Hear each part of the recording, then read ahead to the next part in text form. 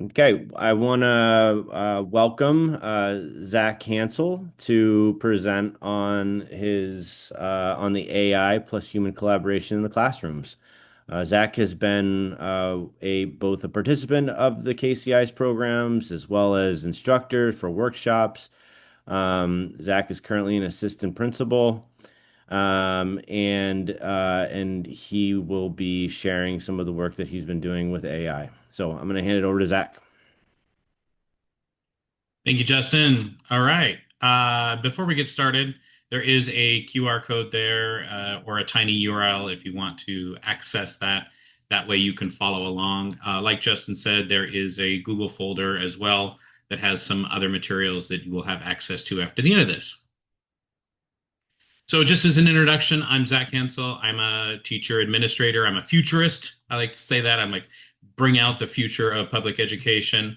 I'm a part time AI enthusiast, but I'm deeply passionate about education. I believe that our public education system was built for a different time. And while it served us well, I don't think it's ready for this AI upgrade. So I'm hoping that these AI tools can offer education what they need when they're used thoughtfully and responsibility. So the fact that you're here tells me that you also hope for the future of education and you are curious about what AI might make possible. And that's exactly the mindset that's built for this session. This workshop is about sharing some ideas and information.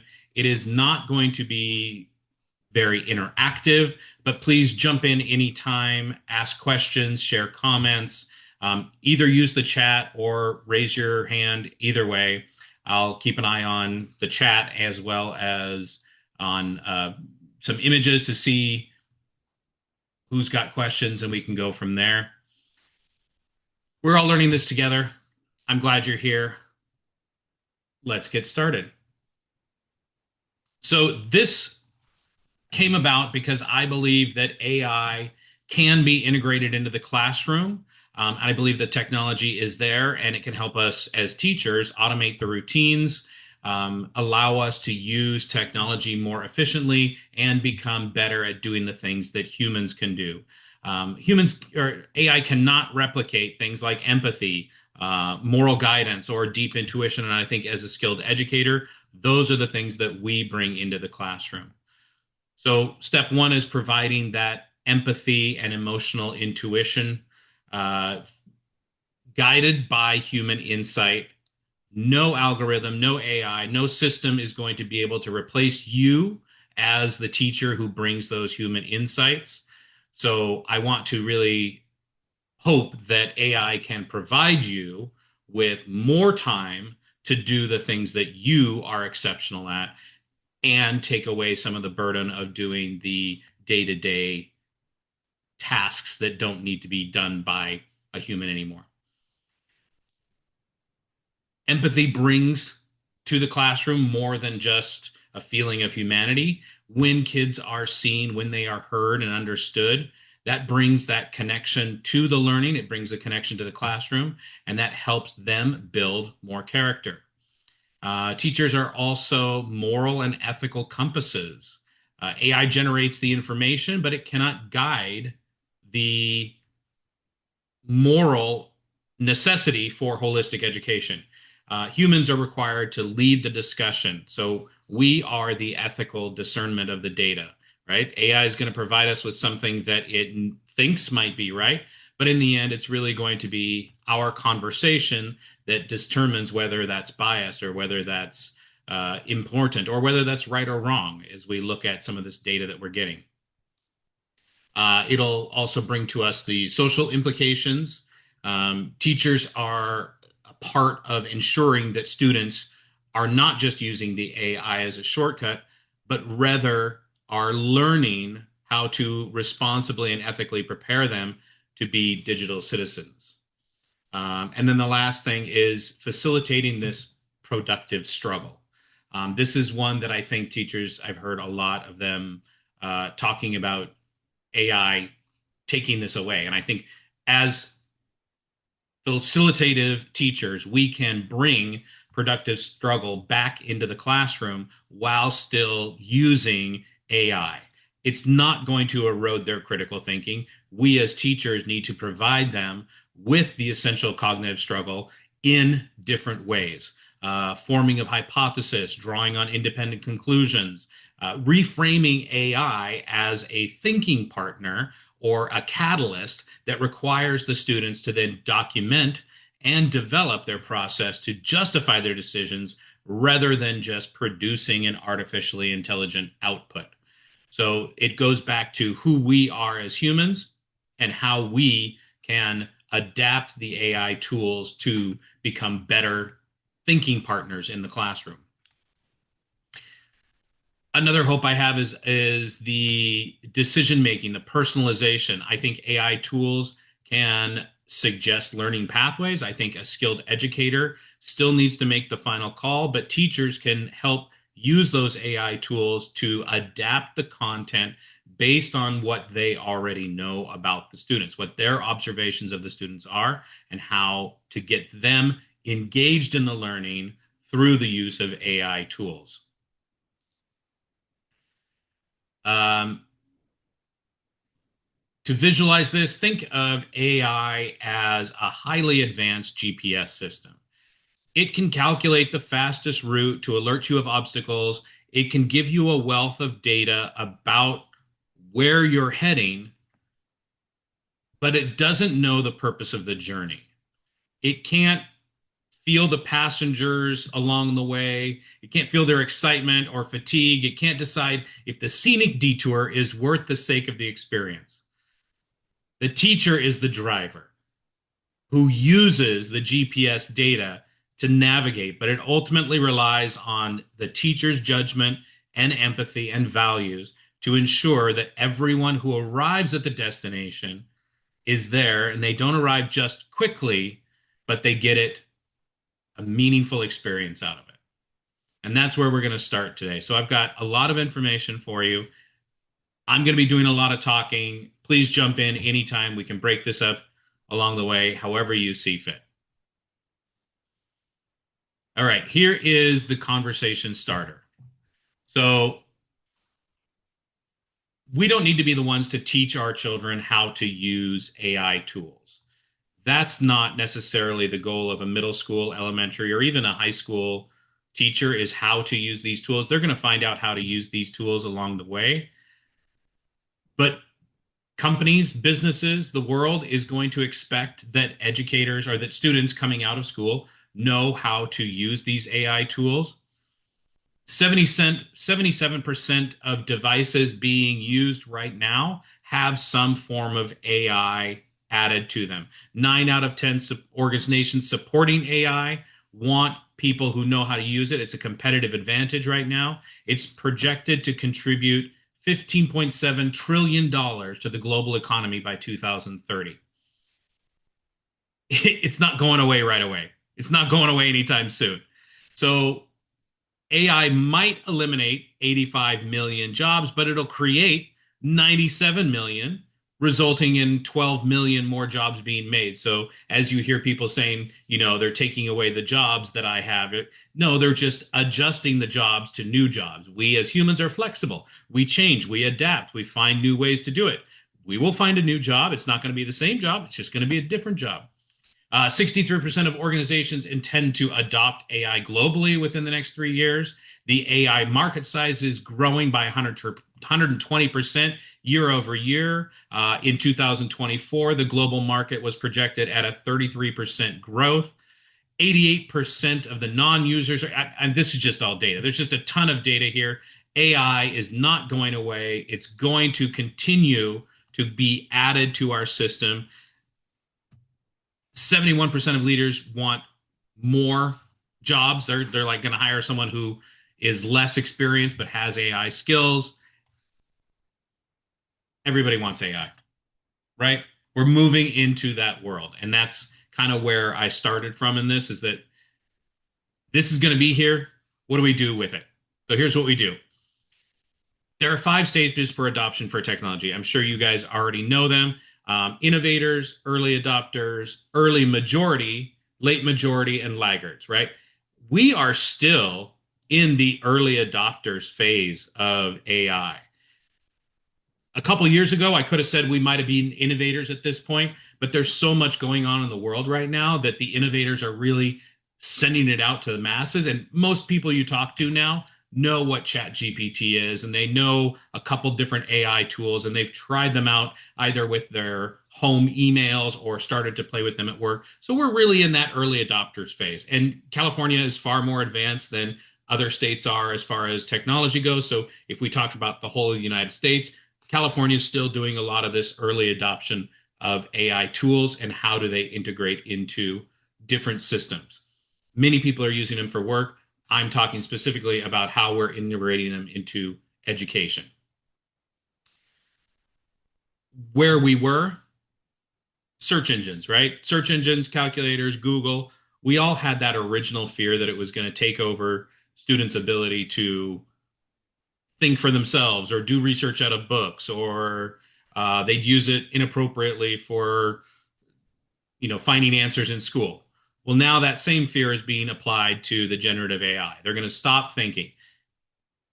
Of course, if there's an easy way to do something, a human is going to find the easy way to do something. That's just naturally what we do. We need to reshape that conversation and start thinking about what we could do differently. So, is it eroding our critical thinking? Well, studies have shown that there is a significant negative correlation between AI usage and critical thinking. Meaning, no, the study that has been done has said we are still critical thinkers. We're not losing our ability to critical think just because we are now using AI tools. But what we do get to do is this cognitive offloading. Take all that base data and start giving that up to a machine and allow us to do greater, deeper, more original, more creative work. The research found negative correlation. This was a research out of Gerlich in 2025, so it's a fairly recent study. Um, it suggested that individuals who rely heavily on automated tools may struggle with independent reasoning. One factor is cognitive offloading, right? It engages in less deep reflective thinking and instead preferred the quick generative solutions. So while we're offloading the basic stuff, we still have the ability to be critical thinkers. We just need to think about what it is that we're doing the critical thinking for. Is the critical thinking just how to put the sentence together, or is the critical thinking about the connection between two things and how they relate to yourself and how you can more deeply integrate with that information? At the bottom, this is a great quote from Avid, actually, from one of our programs that we use in schools. Critical thinking is becoming more necessary in the age of AI, both to use it properly and to do the necessary work behind the scenes to make it a more reliable tool. So it's not just about what we're doing in the classroom, but how are those kids going to then be raised into a environment where AI is the tool that they're using, and they are now responsible for using it effectively and reliably. So the path forward, what does this look like? There are three things that I think are the most challenging for teachers for education right now. One of them is potentially that AI is a shortcut, or that it is going to automate everything and make everything, we're just all now robots. Teachers are robots. The robots are going to take over the world. Or that it's just a simple answer engine like a Google search. So I'm hoping that after this, I'll switch your minds to help you see that they are not shortcuts and automations, that they are springboards. They are augmenting the way we're teaching, and they are built for inquiry versus answers. So here's the first one, shortcut to springboard. Well, the challenge is that AI, it's easy, right? AI tools are easy to use. They avoid the initial stage of work, that hard piece, where you're sitting with a blank page and you're brainstorming and you're trying to figure out how to get that drafting done. AI shortcuts that and says, here's a starting point. Here's an outline. Here's a first paragraph. Here's a couple ideas for you to write about. So the opportunity for us as teachers is to say, let's start without that fear of the blank page. Let's help to override that initial frustration of what am I going to write about? What am I going to do? How am I going to start the sentence? How do I, what's a really good word to start the sentence? I really want to engage my reader, but I don't know how. So instead of it just being a shortcut version, getting rid of all of the work done by the students, the idea could be that we bring AI in as a way to springboard those students, to let them have better access to the critical thinking part of it versus the frustration or fear or anxiety that comes from this unknown opportunity. So we already know that students are using it to skip the hardest part of learning. Um, the brainstorming, the drafting, the sitting there. But that's a real barrier is that fear of the blank page, the fear of getting it wrong. AI can help lower that barrier. It can generate starting points, multiple angles, rough ideas, plot twists. When we use AI this way, the most important work stays with the human. The judgment, the voice, the creativity, the ethics in meeting. Down at the bottom, there's a quote that says, the goal isn't for AI to do the work for us, but to help us create more authentic, meaningful content so we can impact our storytellers. The shift is from AI as a way out to AI as a way back in to thinking, creating, and owning our own work. The second of these tensions is one that educators also have mentioned to me multiple times: automation versus augmentation. I'll talk about the difference between those two. Um, there's a concern that AI will automate the way we core teach, the feedback, that assessments, everything, all the decision making is going to be taken away from the role of an educator. That fear comes from all of those things holding value to what teachers do. Teachers are proud of the work that they do with assessments and with creating the tools and creating the projects and grading. That's what they are wanting to do. Oop. Iman, I saw your hand. Yes, hi, this is Emaine. I was thinking when you Iman. were saying about the springboard for people, I don't even want to say just children with ADHD, sometimes the way to start a task is to have this body double, someone that it witnesses you. And I have noticed, at least in my case, as an adult even, AI can have that function for me. So I'm just wondering if that would work for children too. Like you have something witnessing you, and that kind of helps focus. I think it's wonderful. I've used AI many times outside of my professional practice as a way to reflect on an idea that I have or to work through a problem or something like that. And now that it has chat features that sound realistic, it has talk back, it has all of these wonderful things that you can do. It really feels like you can, and yes, of course, there is the ethical part of this. And we were talking about this weekend with my friends that you can get really attached to these AI tools. You can start to bring them into yourself and you can start to believe that they are a person that you are having a conversation with. I think if we teach how to keep that distance between, the automaton and the human, it can be a very powerful tool, even a teaching tool that helps us relate to humans more easily. So Yeah.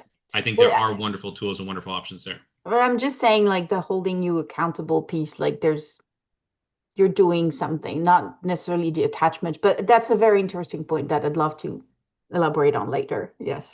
And yes, I think yes, sorry, I misunderstood the first part of the question, but yes, we can absolutely set up some automation agents to help you turn in your work at a certain amount of time and provide you feedback on the work you're giving, and then also text you or email you if you're not turning in the work on time. So yeah, absolutely, I could see that being a wonderful tool. I could use that for my workout regime, have someone say, "Hey, have you worked out?" No. Okay, well, you owe me 20 more tomorrow.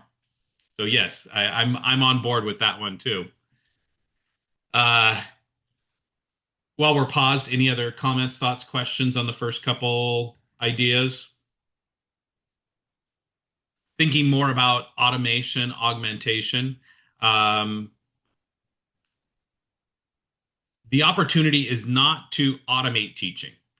Uh, it's to automate the noise around the teaching. The teaching is still the number one thing. The most important thing as an administrator that I can do is help a teacher be more present to being the teacher in the classroom. If I can take off some of that offloading of the paperwork, of the extra things that teachers have to do, then the teacher can be more present in the classroom and really be the person who that child is connecting to. And that's the most important part.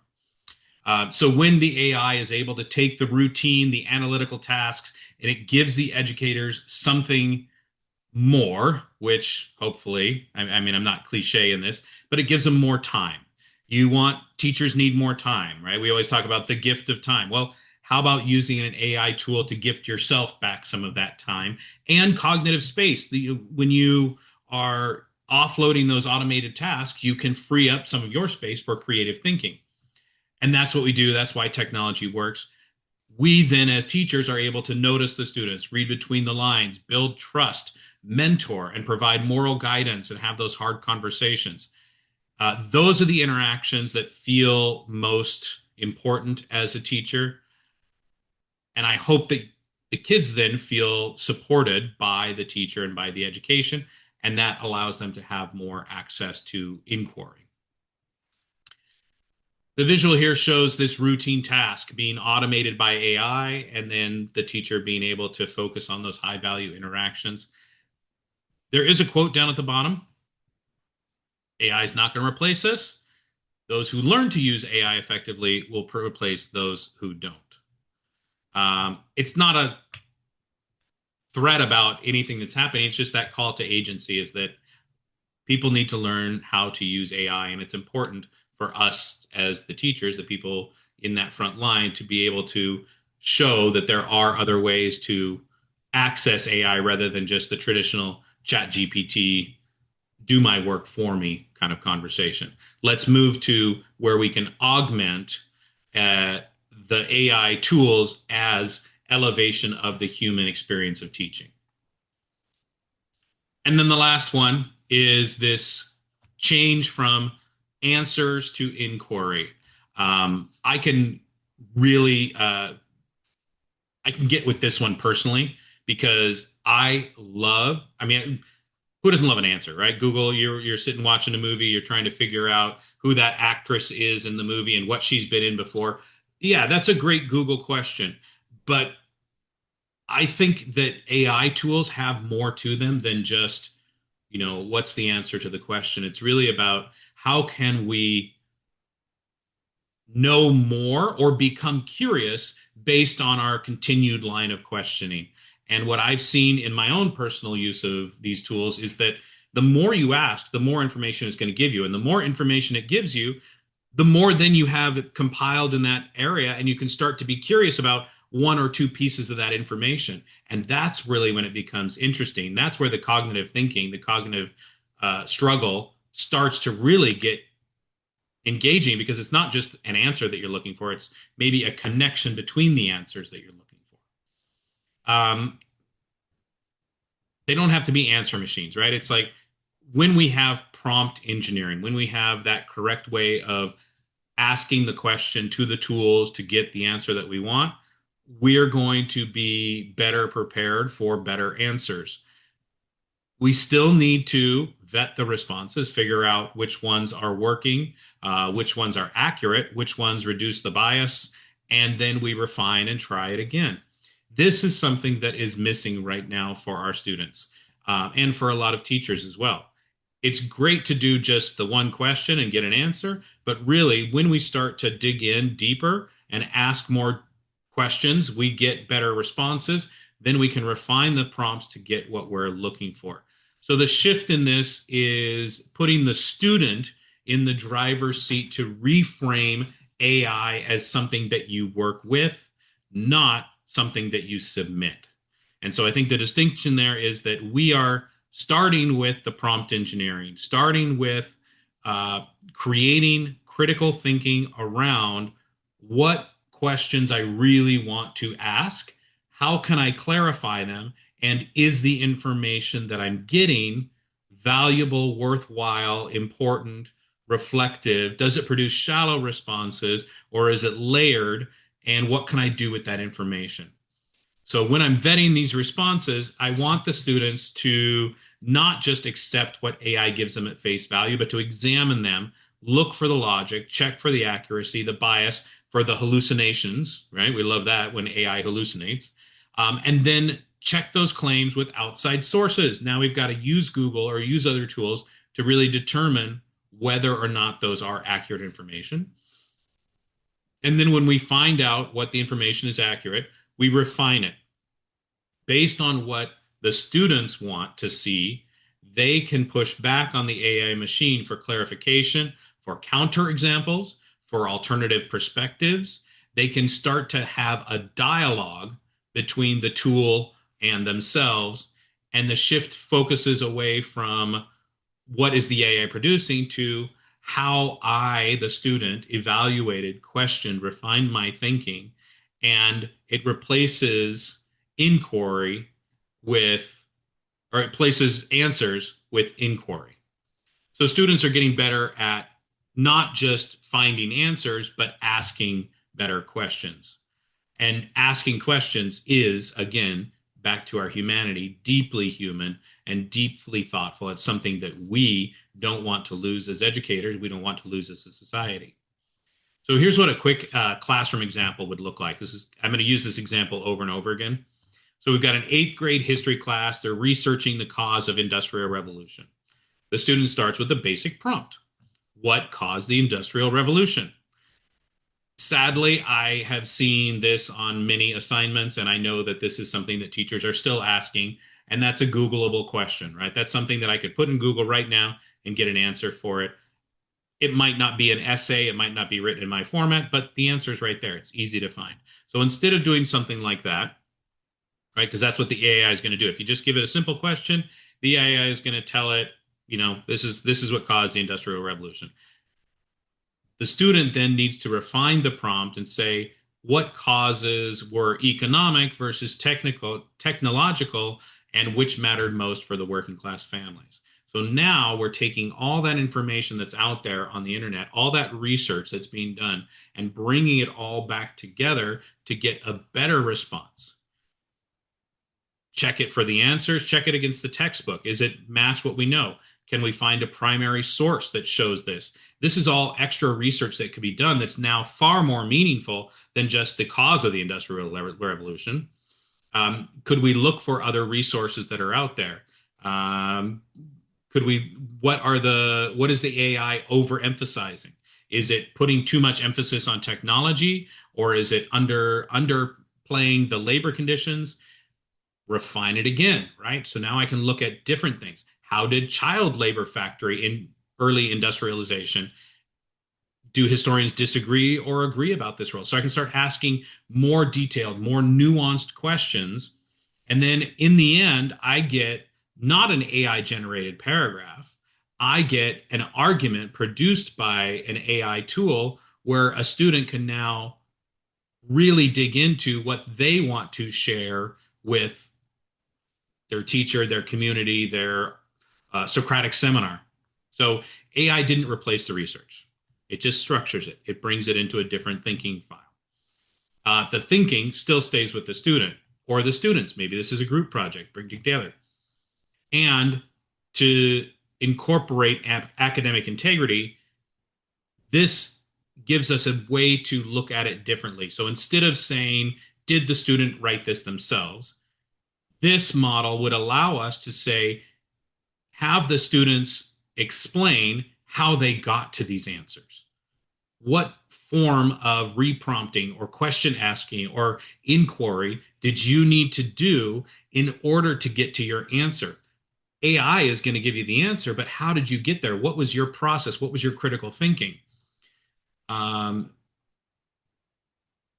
Then they also, the layer on top of this, is that they justify why they accepted what this response was and where are the claims? Where's the credible evidence, right? So, not just that it was output, not just that I refined it, but now, why do I believe it? And where is my evidence to show that? This makes the learning so much deeper and so much more impactful for the student because it's shifting away from a student hiding the fact that they are using an AI tool or pretending to use AI tools to produce a product to allowing them and teaching them how to use the tool correctly so that they can get a deeper and better response that is something that they're proud of. Now they just justify their use of the tools versus pretending that it's their own. Um, so when AI becomes an inquiry engine, integrity isn't enforced, it is demonstrated. And I think too many times we talk about AI and protecting or finding just right tools that will help us identify when they used AI. I didn't sign up to be a teacher to be a police. I don't want to police them and their work. And, I don't want to have to go back to the parent and argue that I know that this is not your kid's writing because your kid has never written like this ever in their life and they're using words that they don't know the meaning to versus this is what your kid did. This is how they used the AI program. And this is the thinking that they did along the way. It sounds like a much more positive conversation, much more engaging. And I can be really proud of the thoughtfulness that they put into something. So here's another one. Thinking about that eighth grade social studies, thinking about it, what caused the Industrial Revolution again. Here's what prompt engineering would kind of look like in the student's perspective. So they start with that basic, they give the clean surface level answer, and then they refine the prompt, what causes, or excuse me, which causes were economic versus technological, and what mattered. As they get these responses, they keep refining and checking, putting the claims out there. The end result is not that generated paragraph. The end result is a student written argument explaining what causes matters most, supported by sources explicitly naming where AI surfaced it. It's a very simple switch, but it's one that's going to take work on the teacher's part in order to engage in that thoughtfulness more fully. Are we ready for it yet? I'm not sure, but I'm hopeful. The goal is human-centered AI learning, AI augmentation, human-centered pedagogy. No algorithm is going to replace human intuition. We already know that. And what we offer students beyond information is knowledge and facts. So when we balance these two, when we balance human and AI tools on the same pedestal, then we start to get to something where we're actually teachers are proud of the work they're doing. Teachers are using the tools that they need to. The kids are learning new and exciting ways to do things, all through the lens of ethics and integrity and moral compassing. And that's where we can bridge that gap between AI and humanity. It doesn't seek to control the instruction, it supports it. Technology helps us personalize the patterns, remove the stories, uh, stay human. The judgment, the timing, the tone, it's all on the educator. The AI can't flag the data and it can't feel the room. It can't notice the hesitation before the student speaks. It can't sense when a normally engaged student is usually quiet. It can't decide when the rigor needs a pause for care. That connects deeply to the second quote, which is what we offer to students beyond information and knowledge about facts and processes and theories and compassion is the understanding and connection. That's the work we do. AI can deliver the information, the humans deliver the meaning. it's not about more technology or better technology. It's about the balance between technology and people. So how do we do this? Here's the practical part, right? I'm not really going to get into a whole bunch of AI tools and how to use them. I think that those things are out there and you can play with them. You've probably already experienced a lot of them. Here's some that I just thought could be used as examples to help think about this in the classroom. Storybird AI is it's a student friendly type of a writing tool. It provides access to writing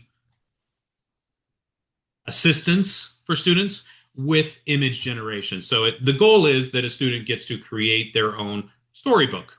And they do that storybook with, this is a little bit more elementary level set, but they can actually add pictures to it. They can add guidelines. They can get ideas. They can do brainstorming.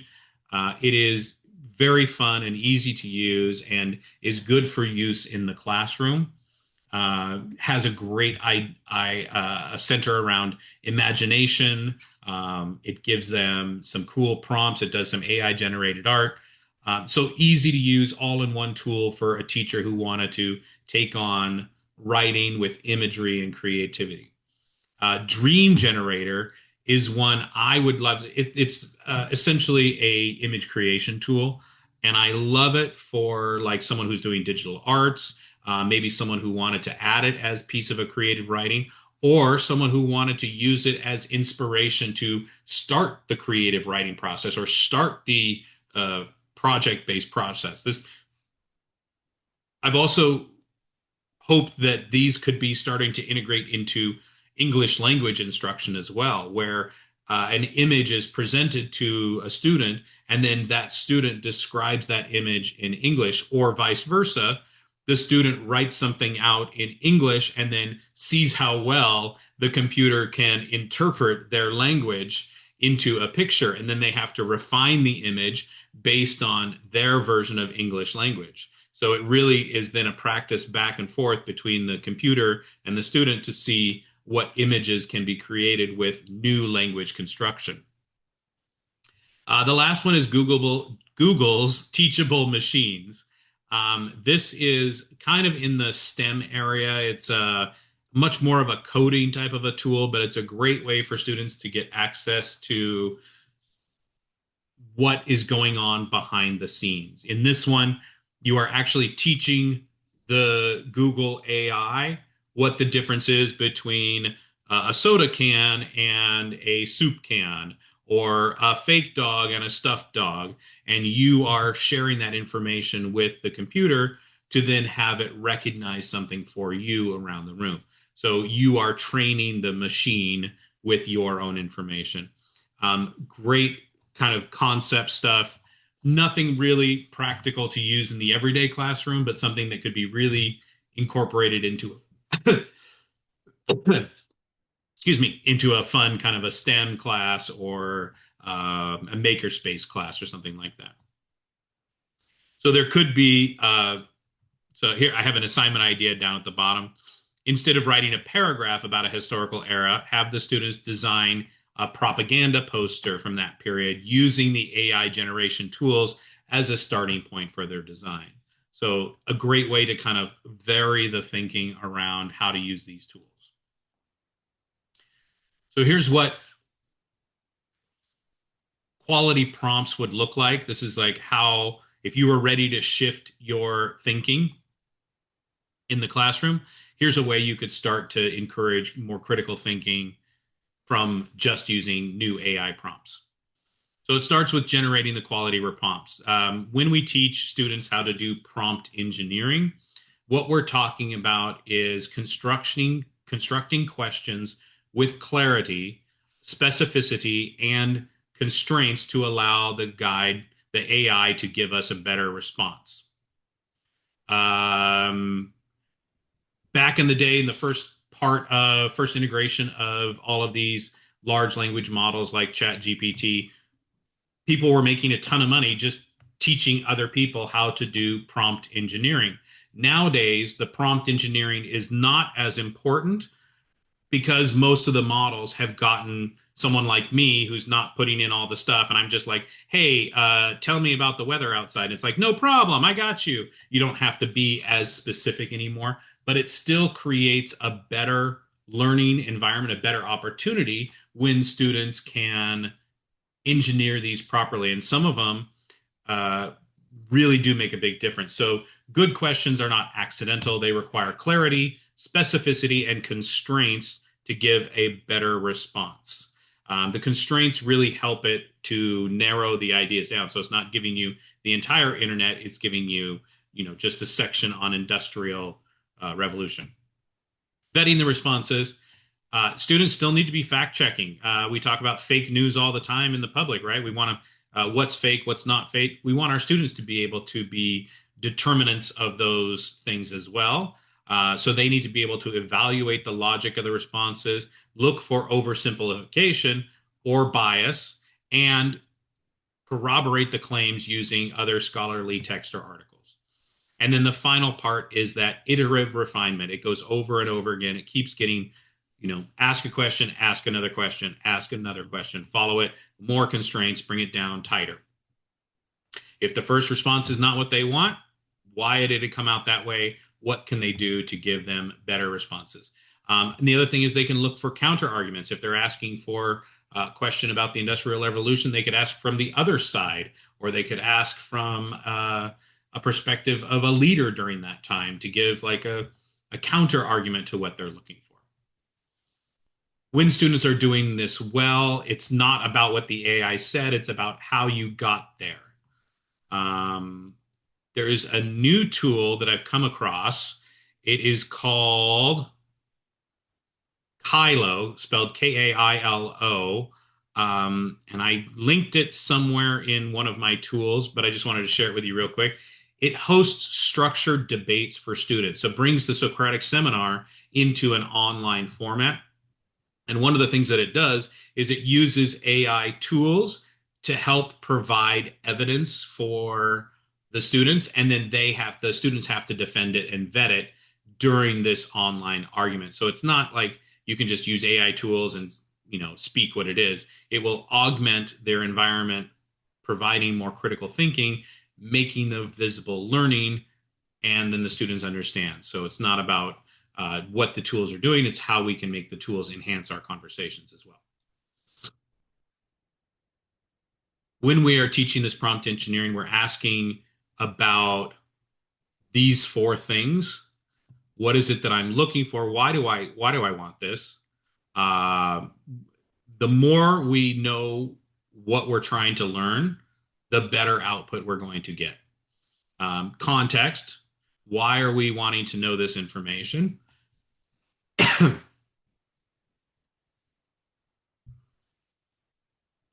Why do we want to know this information? What does the AI need to know? Maybe the AI needs to know that I'm an 8th grade student, right? If we're asking about Industrial Revolution, it needs to know that you're an 8th grader studying that versus a senior master thesis person. And then constraints, limit, what's the perspective and what's the format? And then the thinking moves, the compare, the critique, the challenge, the revise. How do we move from one to the next? Stronger prompts, deeper thinking. Those are the general ideas behind this. Again, it goes back to that conversation about the Industrial Revolution. You're not going to get a great one just if you ask that simple one. But if you explain, like you say, you want to know from the perspective of a working class, and you can say even more constraints, highlight the economic impacts and ethical concerns, or you could limit it to just 2 causes, right, included in the historical debate. So you really can like limit it down, give it good constraints. If we do that, then we're choosing what matters most. We're choosing the perspective. We're choosing what constraints we want and how small we want that answer, right? The idea is that there's so much information out there. We need a small answer to be able to really think about it, not the big, overwhelming, oversimplified answer. That's the good thinking that's happening during the use of AI. When we focus on the purpose, when we focus on the context, the constraints, the thinking moves, then we are understanding how to get better writing and better inquiry out of our AI tools. Then they're ready to start critically thinking about what the tools are providing them. This then goes into a transition about assignments that build on this work and not bypass it. So when we're thinking about learning AI as this learning environment, it's not whether the students will use it, it's how we're going to design assignments so that the thinking cannot be skipped and they can use it, but they have to use the thinking part as well. AI can be part of the process, but the student's judgment and synthesis will be the final product. So here's a couple examples of what it could look like. Critiquing an AI essay.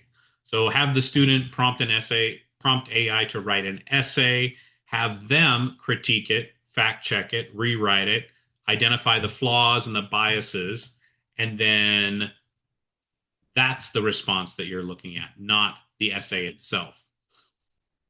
You could do AI as a debate opponent. The students could generate counter arguments to their own theses, take it to task, and evaluate or anticipate the points that the other person are going to give. This would be great in a Socratic style seminar where you already know, I'm on the pro side and I need to have arguments to the counter side. What might I be coming up against and what answers could I come up with so that I'm ready for that Socratic seminar? And then I'm more prepared to have those conversations in real time. One of my favorites is solving real world problems. And I love this because it shrinks it down to something the AI knows nothing about. Students have a worldview that's, pretty small. It's like their home and their school and their friends, and that's about it. For them, that's the real world that they live in.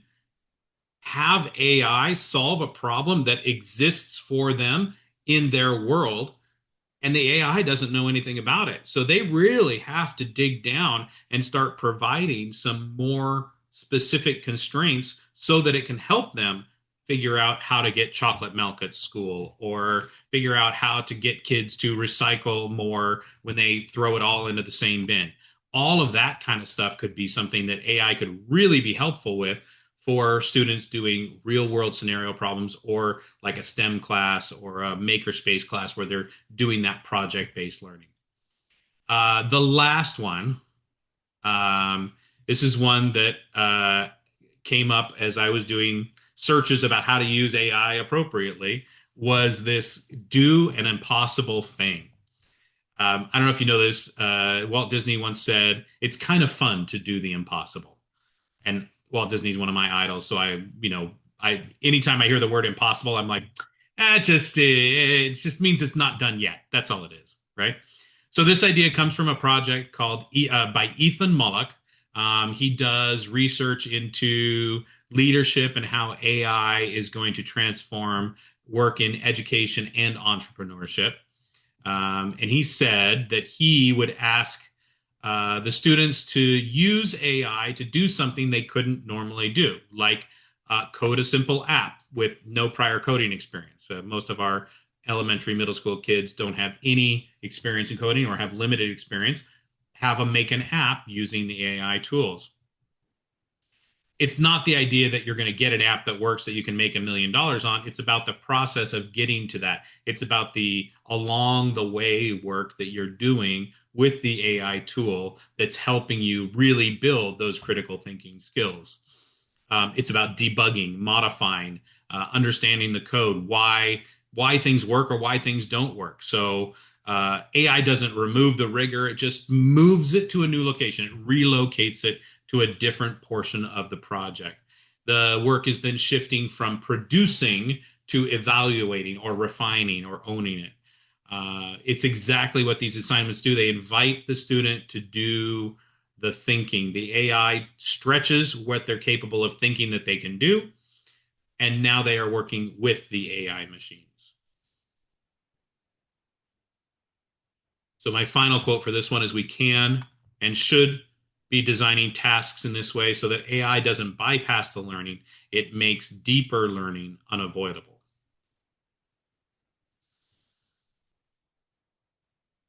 Human touch is irreplaceable, right? The heart of all of this is the conversation that teachers cannot be replaced.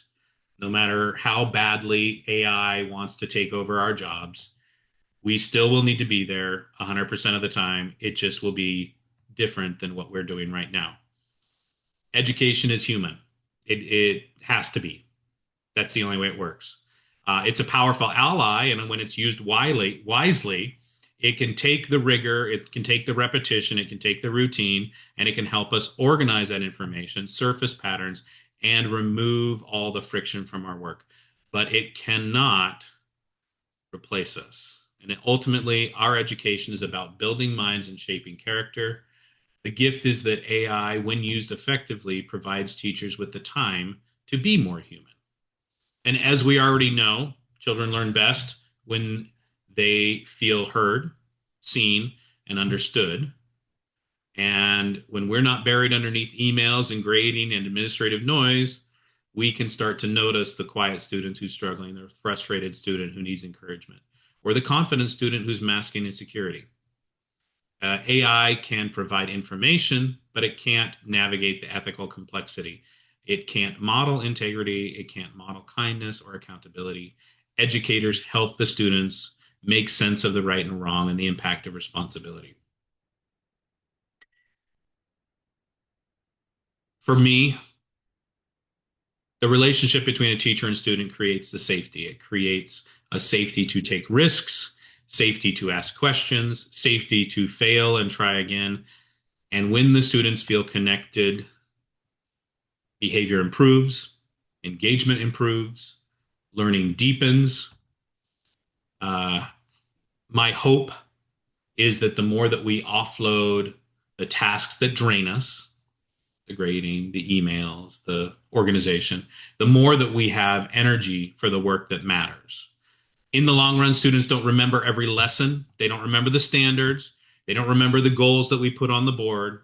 They remember how they felt in your classroom. They remember who noticed them. They remember who believed in them. They remember who made them feel capable. That's something that technology cannot replace. So where do we go from here?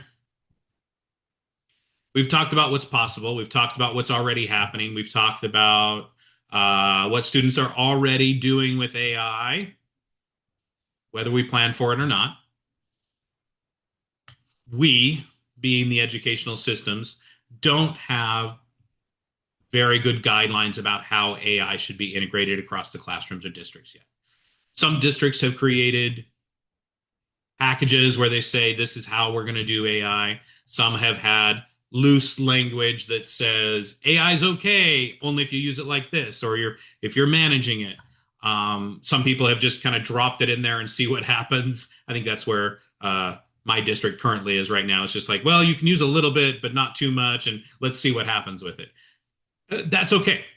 That's It's fine that we are there. We are still new. We're still in the early adopters program, right? We're just getting started with this, but we need to be intentional moving forward with this. The line at the top of this is key to this progression. Technology should always serve pedagogy, not the other way around. Technology serves the teacher, not the teacher serving the technology. AI supports the learning goals. It doesn't drive them. The tools will always come second. The teaching comes first. And what matters is which tools we choose, especially those that are designed for education. Respecting student data, protecting the creative work, not treating the student like a thinking product to be harvested. For educators, this means ethical guidelines, including what it can be used for, how we generate those questions, spark creative assignments, provide fast feedback, analyze some student progress on the surface patterns. The final decisions are always going to come down to the teacher from the human observations, from those interactions, and from the professional judgment. And AI should never replace the discussion or debate or collaboration or ethical reflections. All of that stays with the human. For me, for the administrator, and for the administrators out there in the room, it is transparent work. It is work that needs to be shared with everybody. It hasn't happened yet. We need clear learning focused policies around AI, need to get them in place so that schools can figure out how to use them ethically and how to disclose these practices to the public. Professional development hasn't always kept pace with how quickly the time is changing. Those need to start adding up too. We need to start getting better and more professional development. The guidelines are just the starting point. It's not a finished policy. It's not set yet. So what can we do going forward? Teachers, ask for professional development focused on AI. Ask for how the student data is being protected. Ask for what the school is currently doing. What is the current stance on AI and how are the classroom practices? That will help to inform policy. The hope is that administrators are listening and learning alongside the staff, building guidance that supports learning rather than policy. Responsible integration doesn't happen from the top down or the bottom up. It happens together. So this is a slide just to start that conversation. It's an invitation to begin thoughtfully with pedagogy, with ethics, with humanity at the center. And that is pretty much it where it ends. We started with an acknowledgement of these paradoxes, and we're ending with the partnership. Powerful, unsettling, promising, risky, all of these things, helpful and disruptive. This conversation is not to propose to resolve any of these, but a possible path through it. If we can reframe some of these shortcuts to springboards, automations to augmentations, answers to inquiry, hopefully these ideas are grounded in classroom practices. They're grounded in real assignments and thinking. They're grounded in real human relationships. It isn't that AI belongs everywhere, and it isn't that AI belongs nowhere. It's the idea that there is the balance between AI and teaching. What if students questioned instead of copied? What if they evaluated instead of accepted? What if they created instead of consuming? It is the protection of the human core, the education, the empathy, the ethics, all of it while using the technology to remove the barriers and reclaim time for what matters most.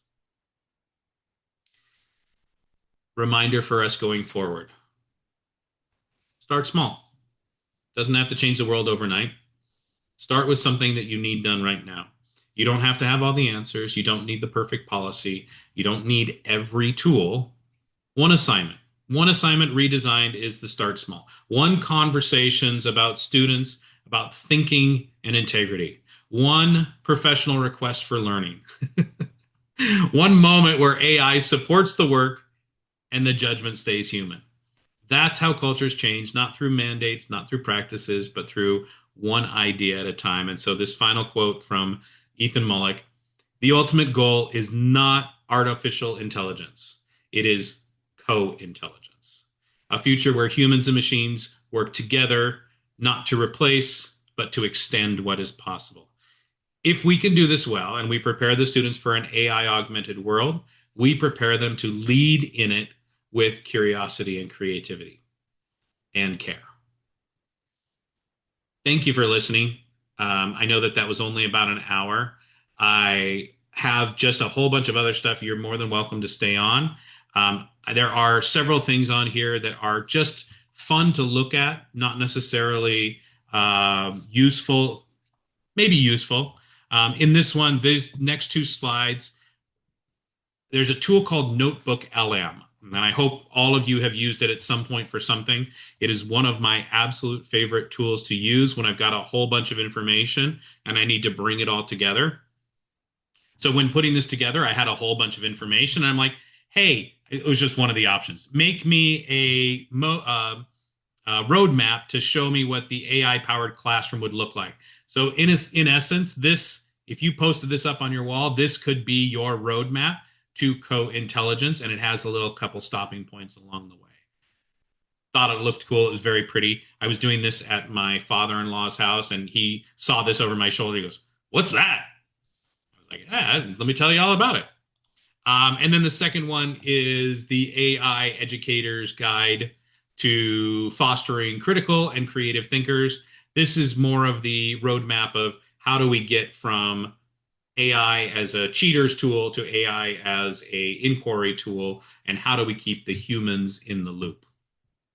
So it shows a couple of different quotes and a couple of ways to engage critical thinking through inquiry and creativity rather than just through making it easy. So those are that. There is a Google Drive folder as well on here. When you click on that, there are some lesson plan formats that you could use. There's a whole bunch of, there's my whole bibliography if you want to check out all the resources that I have looked in. I think there's actually two videos that were also created by Notebook LM that are a summary of this work as well. Not spoken by me, spoken by an AI tool. So those are fun to play with to see what the output of an AI tool is. And that's about it. I will stay on and answer questions if you want to dig through that Google folder and see what you can find there. I invite you to unmute and chat with me and hang out and have a conversation and say hi to Gay. Hi, Gay. Hi, Thanks, nice to Zach. meet you. Um, I had a question if no one, I don't want to hog. Yeah. So what brought me here is I heard a podcast where